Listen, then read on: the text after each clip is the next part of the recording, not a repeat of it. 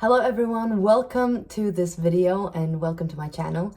My name is Mona and today we are going to talk about facing your fears and the importance of it. Now I've been thinking about something for years now and I don't think that I'm done thinking about it. I haven't come to an actual conclusion yet, but because I have been really looking into it for so many years, I feel like it's important to talk about it. And that is why do some people have a higher level of aspiration or ambition while other people do not. And do you know what I found out the other day? Okay, granted, English is my third language, so I look up words all the time and meanings all the time because I'm a college student. I study psychology, and so when I write papers, I can't always formulate a sentence the way I want it to because in my head I speak my native language. So I was thinking about what is the difference between ambition and aspiration, because I've always used those words interchangeably. And there is apparently a crucial difference. Those two concepts go hand in hand, but there is a crucial difference. Now let's look up the definitions between the two. Aspiration, the drive to achieve something great. Ambition is the drive to achieve success or power. So I was thinking, because I've always seen myself as an ambitious person, but I'm not really looking for power. I'm more just looking to achieve something great. And every time I have a different goal, I see that as something great instead of getting me closer to power or getting more power, if that makes sense. So I thought that would be pretty important to point out. And I can't believe that I didn't know this before, but apparently I think there are quite a few other people that didn't know this. Now there is a little bit of research on this, but not a ton. And I don't want to get too complicated in this video. Probably would require a lot of different videos and a lengthy video or even a podcast episode. But I wanted to come at this with a different angle because there are different components that play into your level of aspiration. It could be personality type, it could be circumstances, it could be different things. So I want to come in on this subject to answer part of this question on a different angle, and that is through fear and courage. Now, having been in the self-help industry for years now, since I was probably 21, which is 10 years now, I have seen a shift in myself, not really the market, but more in myself. I feel the market has become way too saturated, but people saying the same things. I remember when I was 21, I watched sometimes motivational videos on like, you gotta just do it, face your fears. And it's just all these slogans thrown out at you where you're trying to get motivated, but you're like, I feel motivated, I think. But as we all know, motivation is just a feeling, so it comes and goes in waves. That's why you feel motivated after you hear a song or after you hear a speech or after you see a YouTube video. And then after a while, it's like, I don't feel like it anyways. And since having been in the self-help industry for so many years, I think I started out as that person just thinking about just do it, face your fears. I guess my character has developed. I've gotten older. I've learned a lot on the way. I'm not done yet. There's just so many years now that I have accumulated knowledge and just a lot of experience of throwing myself out there and basically failing a lot, but at the same time gaining a lot of wisdom. And I think that is how life should be, in my opinion. I think it's very important to do the things even if you feel the fear. And that means having the courage to do it, although you have fear present. And that's what I want to talk about today. Now, the gateway to wisdom and development of personality is facing your fear. And I'm not just talking about the phobias that are around in the world that a lot of us have, the arachnophobia, which is a fear of spiders, or fear of heights, or fear of social situations or fear of closed spaces and so on. I'm not just talking about those fears. I'm talking about the everyday fears that we have. I looked up on Quora and Reddit of a specific question, and it was very interesting to see what people were writing. What is something in your life you've always wanted to do, but for which you're afraid to take the first step, and why? I've always specifically wanted to write a novel, but I'm scared I won't know how to finish it. Also, I always think about what others will think about it if I were to finish it. Oh gosh, honestly, there are so many, but one that sticks out is my dream of becoming a famous singer. Not too scared to try anything, but if I had to deeply think about it, I am scared of building my life again. Yes, I'm afraid to try new things or explore new paths or take a night walk in the forest or to defy convention or to step out of my open prison door or to call a friend or to learn something new and uncomfortable. Seeing a counselor, I've got stuff locked away and pressed down, and I'm afraid of unpacking that stuff from my childhood. Something I wish I could do but never had the courage is to stop worrying so much and take more chances in life. Falling in love, that sense of vulnerability, and to have it be of mutual trust and respect that such would be a two-way street is terrifying. It isn't just terrifying though, but also immensely heartbreaking. I wish I had chosen to be a teacher instead of pursuing accountancy. I love teaching even though I find it hard to properly communicate with my ideas in words. I don't have the confidence. Travel to different countries. I've never been out of the US and I've been wanting to travel for years. Okay, I think we get the point. There is a lot that we feel the fear of. And I don't really think always that we give it the name fear. It's just an uncomfortable feeling, so we're not even gonna go there. And I mean, it makes sense that we listen to our internal bells when our internal bell says it's dangerous, don't go there, it's uncomfortable, not very good for you. Then of course we will listen to that, because fear is not a bad thing. Fear doesn't have to be our enemy. We have fear, the emotion, for a reason, and a very good reason, to keep us safe. But when it becomes irrational, when it interferes with your quality of life or with the goals that you have in order to develop your personality or to develop your mindset and character, that's when fear gets in the way. And that's when we should meet courage. Now, courage is something that it's not the same as fearless, because I mean, I read a quote the other day where it said, "The key to change is to let go of fear," by Roseanne Cash. And sorry, Roseanne, letting go of fear is not really possible. So it's not, that's what I mean. It's the same as the self-development industry, I guess, that just says, do it and you can do it. Just let go of fear, be fearless. And the issue with that is fear won't ever go away.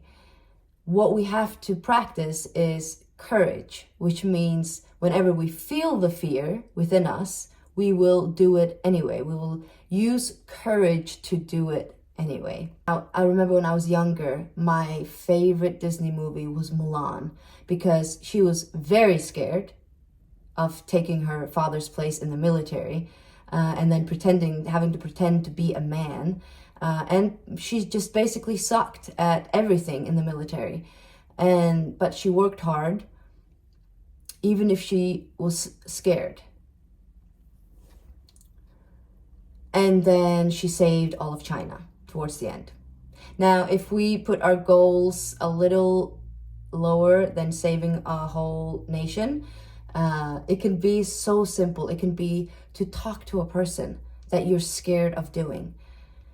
It can be having a small goal. It can be having a big goal, but then starting out with small goals. It's just so many things. And I know that talking to especially maybe the opposite sex or someone that you are attracted to, is extremely difficult. You basically go numb and almost avoid it at all cost.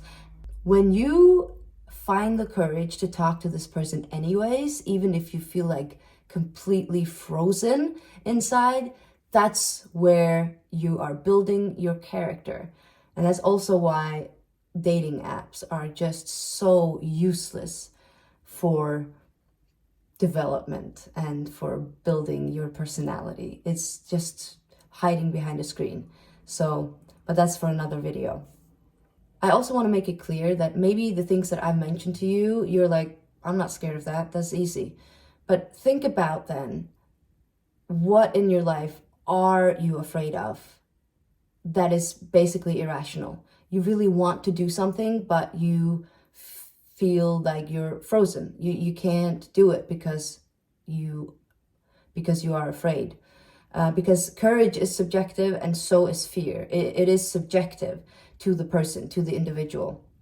So I want you to ask yourself, what am I afraid of right now that would really, really make my life awesome if I had the courage to go through with it? Now, there's a therapy called exposure theory in cognitive behavioral therapy, and it's basically a hallmark of clinical psychology, and it is asking, what is the client afraid of? And what you do in exposure therapy is that you gradually, voluntarily expose them to their fear. And this is usually when they are so petrified, when it has become a phobia, where they're completely debilitated and they can't have a quality of life because this fear has taken over their life. But what if we can use this kind of therapy for the fears that we have? We have an okay life, you know, we have a quality of life, but there is something really nudging us. We really want to do something, but we are too afraid to do it. So how can we expose ourselves gradually and voluntarily to get that done with the fear, but also with courage? Now, there's different ways to exposure therapy. I say gradually and voluntarily, but there's also a concept called flooding, which is just jumping in with both arms, both legs, all at the same time. You're going for it. From experience, sometimes that has been fine, but other times not really so much. At least when I have done that, I regret it very, very, very, very much in the moment I'm doing it, and also maybe a couple of weeks after, because it shook me so much. One of the things that I did when I was 23 was I sold everything I owned, and then I just wanted to be a nomad. I packed my one backpack that I had, and I went traveling. And I started out in the Middle East, and I started out in a hostel. And in that small hostel, cheap hostel, there were a lot of weird people, especially men. And I don't have anything against men in per se, but there were a lot of alcoholics living in this hostel because it was cheap for them. And I just remember I was petrified of leaving my room. Like those kind of things, I regretted it, and I was so mad at myself, and I was just crying until luckily a saving angel came. It was this big woman from Russia who came, and she stayed in the same room as I did, and she knew this country very well. So she was like, let's go and explore. And I was like, okay. And that was after I had been hiding in my room for a day and a half, or maybe 2 days. And she really helped me to get out there. And then immediately I told her my story, and she's like, well, let's pack your bags and let's find you a better hostel in a better area and all of those things. So like that was one thing. I was petrified before, but when I got there, oh man, that's flooding. That's the definition was me. Like that's what I did. I was flooding myself with all of my fears at once. Another thing that I did was very recent, so I haven't really processed it yet, and I haven't really come to a conclusion yet if it was good or bad. I think it was good, because it really gave me some experience, and I'm very, very happy for that experience. But that is running for a political national election without having any experience really. And then that was one thing. And then the second thing, in the middle of the campaign, I had to go live on TV on a debate on a topic that I was not very good at, and I wasn't very familiar with it. I'm interested in it, but I didn't have any time to prep. So therefore, I didn't have much knowledge about it, and I had to debate against these very, very qualified and good people who were very good, and I basically froze on live TV.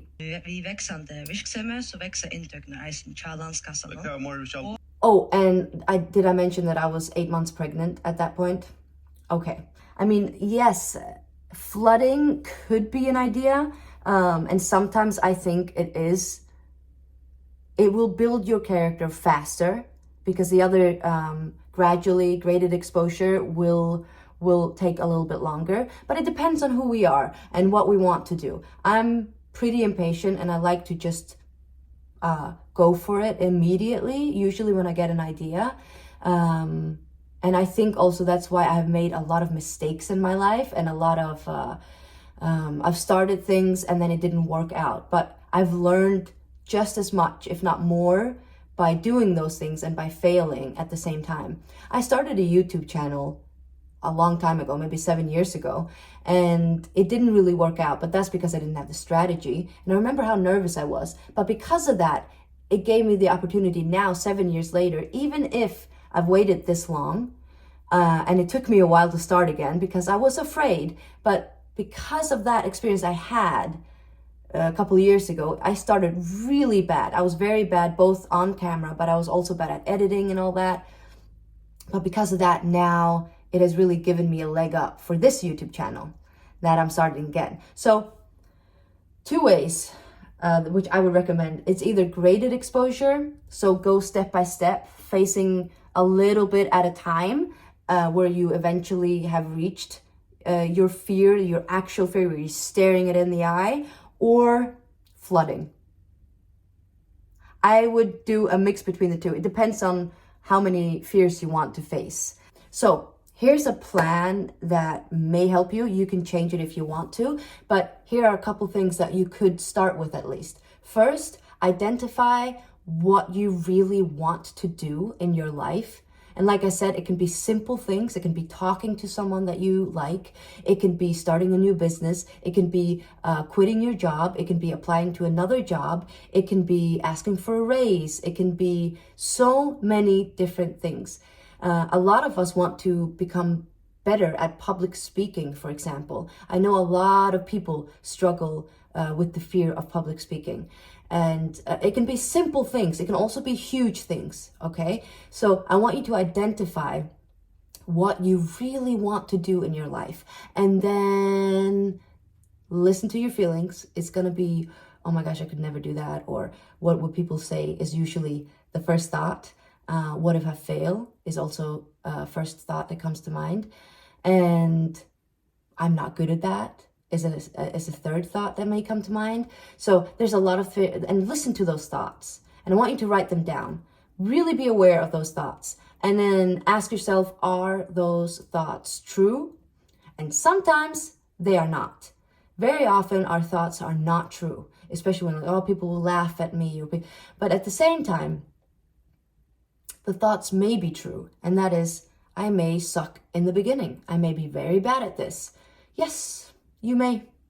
You could be potentially extremely bad in the beginning, but that's okay. It can't be the thought that you will be bad in the beginning that keeps you from trying. Because in my last video, I talked about how important it is to try instead of doing nothing. Because if you try and you manage to do 15% of the 100% you wanted to do, then at least you have gained 15% of knowledge, of experience, and you're 15% maybe closer to the goal that you want. So that's very important that you still try instead of doing nothing. And there's also this concept, I'm not really sure who made this up. I heard a video many years ago online. I think it was by Ira Glass. He talked about the concept of a gap, where you have this in your mind. I may have a goal that looks like this, And then when I start out, it looks like this. So it's completely different, and there's a gap in between here.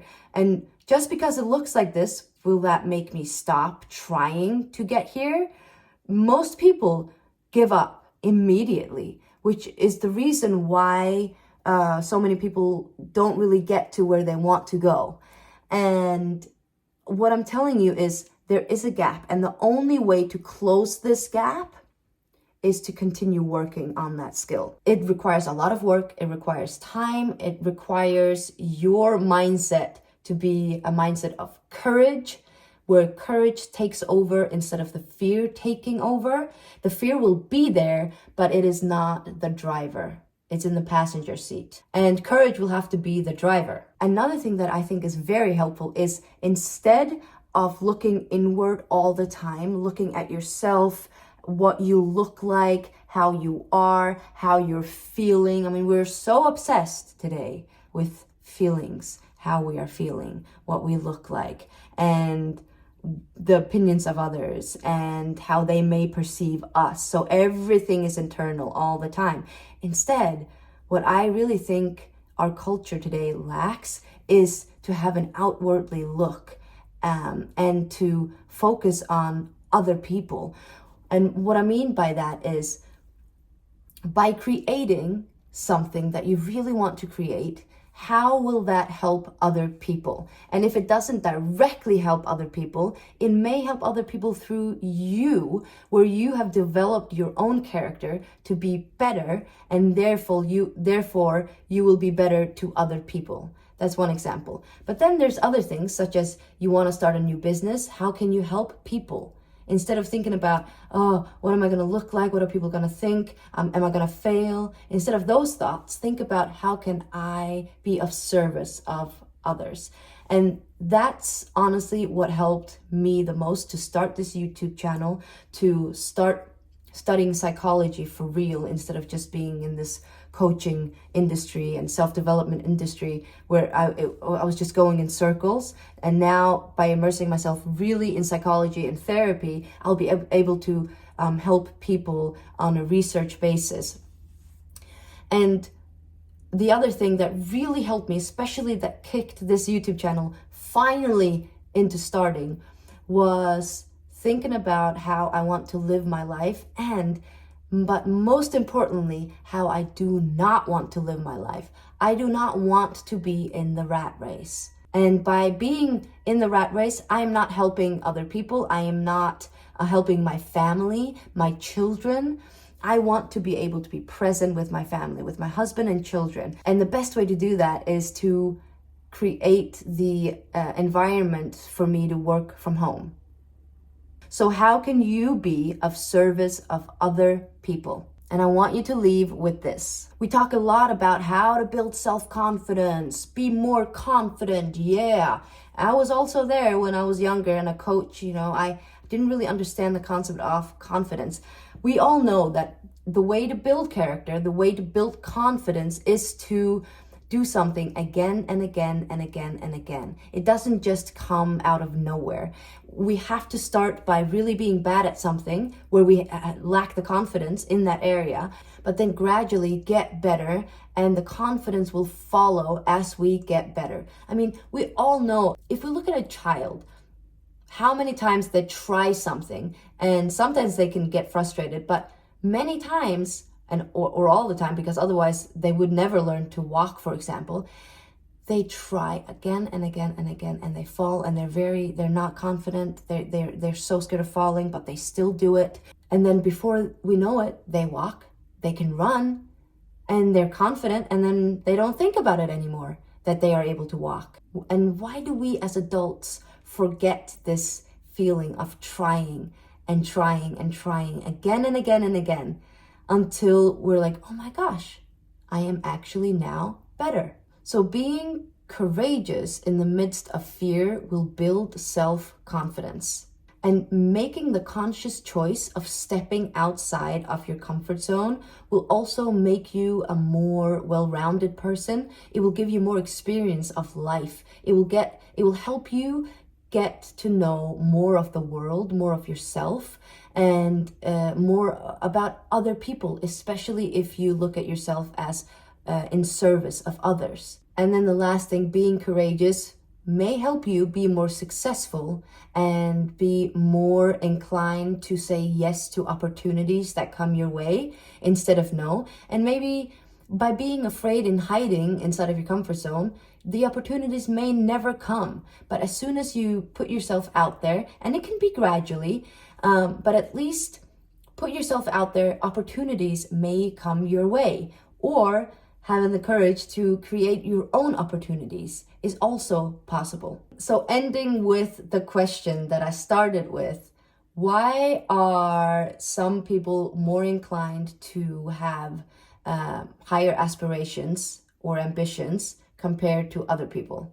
Some people don't have any or have low aspirations and ambition. And part of it, I think, at least my theory, is probably because of what we just talked about.